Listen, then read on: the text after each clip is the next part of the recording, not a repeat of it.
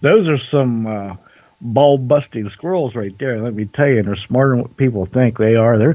They can be cantankerous, let me tell you. I don't know. If you treat them wrong, you'll go and try to start your car, and it won't start. And when you open up the hood, you'll see 8,000 acorns all over your motor. Oh, Lord. I had a little incident similar to that with my 70 Chevelle a long time ago. They had the big air filters on them, the casing. And I had a smaller air filter in it. And I started up, man, I'm hearing all kind of, I thought my rods were coming up through or something. It was a bunch of nuts and stuff they had up inside there rattling around. Yeah. Well, you know what? In Nevada, they spotted a pigeon wearing a sombrero. You remember a while back it was the hat thing on pigeons? Now it's sombreros. I was just thinking when you said that, did they up and migrate from Vegas to wherever it is this new city is? I was like, wow. I don't know. Hey, you want to? I know a place in Las Vegas you can get some gas really cheap out of a guy's backyard. I was waiting if you was going to say that. That's all I'm going to say. I'm not going to say anything bad tonight. Okay, that's good. Well, one thing about it, the pigeons they don't need to fill it with gas to get where they're going. Oh my goodness, that was a heck of a story. Can you imagine if the guy had a little outhouse there and one of them little porta potties and at his homemade backyard gas station, and somebody goes in and there's a snake in the toilet on top of that. Now, I'm kind of concerned here. I'm kind of into animals and stuff like this. A truck, overturned on a highway, and it released 1,739 piglets onto a Iowa highway. Now, how can you put 1,738 piglets in a truck? And I got a picture. That is like, that is cruelty. I mean, that trucking company or the farmer or whatever should be investigated, because this is like, they're all were stacked on top of each other. Oh, was it a semi or a smaller truck? No, a semi truck. We're talking piglets, little baby pigs. Yeah, 1,738 is a lot of them.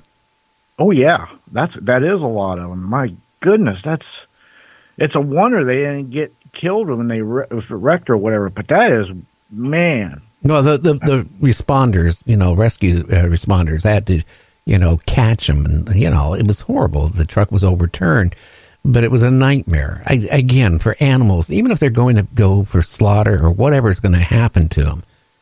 I mean, that's not very humane to cram that many into a cattle right. Truck. No way. And if they're piglets, they're not going to slaughter. They're going to be raised. Even if they're going to slaughter when they grow up, it's still, you shouldn't. That's just too many. That is horrible. Yeah. You know what? Last night, over a 3-mile cake, right? With icing. Yeah. I went to bed last night and I kept thinking chocolate milk and chocolate cake. Just the thought of it. Well, in the wacky news here today, the world's largest candy bar, made by Mars, they set out to create a world's record, which they did. They created a Snicker bar, 4,728 pounds worth. Wow. That's a 2-ton Snickers bar. It didn't say how long. It wasn't a mile long, though, huh? It doesn't say that, but you imagine 4,728 pounds for a candy bar? That is huge. That's over 2.25 tons of Snickers bar. You could feed a lot of people with that. I'm amazed at all these Guinness Book food records. They just amazes me, like the amount of effort, time, and the materials that go into baking and making these things is incredible. Yeah, well, that's why we pay extra money nowadays for candy bars when they're doing stuff like this. You figure out that, whoever eats Snicker bars or candy from Mars, right? Yeah. Somebody's got to pay for this 4,728 pound bar. I tell you one thing, you're not going to find that at your local grocery. I want a a Snickers bar. No, I want a Mars bar. No, I want a Now, what's going to come up next? A Three Musketeer bar at 5,728 pounds? You're probably going to get a Twinkie so big you can live in it. Those things could survive a nuclear holocaust. But, it says right on the package on them Snickers whether they're like 2 ounces or something. But this one here, if it had a package, it'd be like 4.25 plus tons. Huge. I don't understand what it is in Wales. That's in the UK, for the people who don't know where whales are. I'm not talking about whales that swim in the ocean. I'm talking about in the UK. A horse got onto a bus and went for a bus ride. Oh, my. Now, you suppose he's related to the donkey that pulled over for drinking? I mean, what is going on with the animals nowadays? I don't know. Maybe it was easier. The bus stops at a street, right? People get on, people get off. The horse figured, hey, I'll go for a ride. Yeah, because here's the thing. The bus driver, he opens the door, so he had to sit there and watch the horse walk on to, did it drop his change? Because you got to pay change there in the little thing at the beginning of it. And I guess he paid his way. I don't know. That would be something. It would be something. Imagine the passengers sitting in there like, what's going on? The horses are coming in here. Oh, no. The bad part about a horse is when it goes potty. Okay, they're not like your trained dog. So if you're sitting on a bus and the tail goes up on a horse, you want to get 25 feet away quickly. That is a literal red flag being raised when you see the horse tail go. Yeah, when you see a horse tail get up, you don't want to be behind it. Trust me. Or even off to the side of it. No, because you will get peppered with little charcoals. Biscuits or something, I don't know, but you raise a good point there. And what another sad thing in the news is that in major cities across the country, people have been doing like putting razor blades in food and giving them to dogs, and they've been putting like also glass into food and sheet metal screws and giving it to dogs. And it just started here about 2 weeks ago. It started in New York and it's in LA. It's kind of going, that is one of the cruelest things you can do for an animal. I mean, can you imagine the suffering that animal will go through before it dies? I don't understand. And then the other thing that's been going on lately is you go to get in your car at the mall, right? Mm-hmm. So you reach on your door latch on your car and you literally slice your fingers off. People have been putting super gluing razor blades on the car door latches. So when you reach and open up your car door, you got a sharp razor blade.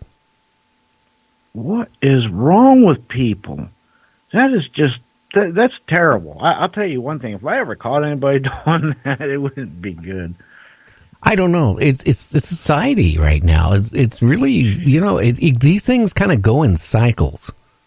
And it seems like, the cycle is just starting. So hopefully it'll end soon by some of these people who are doing this getting arrested. Maybe also that there's some people out there who are really upset because now is a federal offense to abuse animals. And it's about time, because you know what? If you abuse an animal, your animal, or any animal, they're dumb, they're helpless, and you know what? You're going to go to prison or jail. Right. You're right. And, there is patterns with much research and education that shows that many serial killers, they started out with animals, tortured them and being mean to them and all that. And it's just, you got to have no empathy or feelings for it to do something like that. You just can't. It's one thing about a wild animal attacking you, but a domestic pet or something, it's just wrong. Yeah, it starts out when you have a child that takes the wings off of a fly. And then, they start doing things like, I'm going to shoot my neighbor's cat with a BB gun. And then they start doing other things. That's when you got to really watch out and get your child help at that point, because then he's going to grow up. And I hate to say it, if they're doing something like that at a young age, that tells me they're setting themselves up to be a serial killer or something. Well, yeah, there's much research. They gradually go on through and keep graduating into something bigger and more stimulating. And what's the end result? It's usually people, and unfortunately. Yeah, after they don't get their jollies off of killing, little animals, then I guess it could. Well, anyway, I can't wait till we have Neil on here in about a half an hour. I just, the reason why I just said that, because, again, I'm thinking of, well... Hammer films. You're thinking of that. Yeah. Is this, like Dr. Jekyll and Hyde, Dracula, Jack the Ripper, it's a lot of people. He really murdered a lot of women. And I think when he was close to getting caught in Great Britain and London, right? That's when he moved over to New York. And then it started in New York for a cycle, and then it started in San Francisco. And then at that time, all of a sudden it stopped. Now, either something happened to him, like he died, because I don't think after you murdered all these amount of women he murdered, you're going to stop. I don't know. Something happened to him.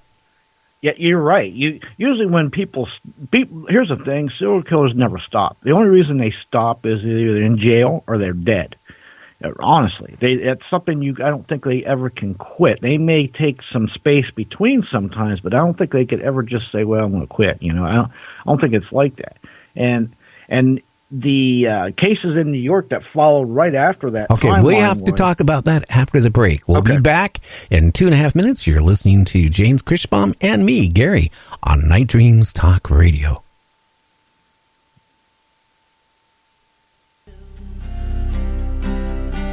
Watching while the cities rise from the collapse that we left when the sun beat it down to the valley. Oh, living in the strangest of times, you and me, watching while the cities rise and fall like rain. Seems like I knew you before, but when I knew you then. Funny how the colors bend when lifetimes start to blend. And we've been spinning mysteries bandana. Oh, living in the strangest of times, you and me, watching while the cities rise and fall like rain. Fall like rain, fall like rain, fall like rain. Into the darkness we fly, keys of our beasts of bay.